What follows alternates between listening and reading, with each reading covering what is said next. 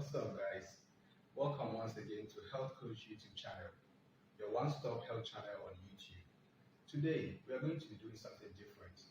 But before that, I want you to create a mental picture of yourself at, like, say, a family gathering, a party, or probably a dinner date with your significant other. In the course of having fun eating, she begins to choke. What are you going to do?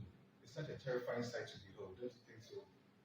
I'm going to teach you a very simple but vital technique that is going to help you to save the lives of your loved ones. The Heimlich Maneuver. Okay, so I'm going to invite my choking friend. Hello.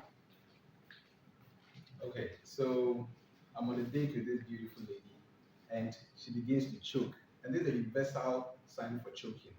So what I'll do is I'll stand right behind her, make a fist with my dominant hand, and then put it right in front, and then support the fist with my less dominant hand, and place it in between her navel and her rib cage.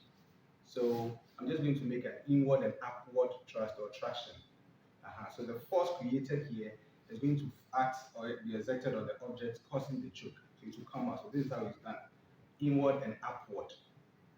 But when doing it, the word to note is that you have to be measured in the pressure that is created here in order not to cause damage to the internal organs.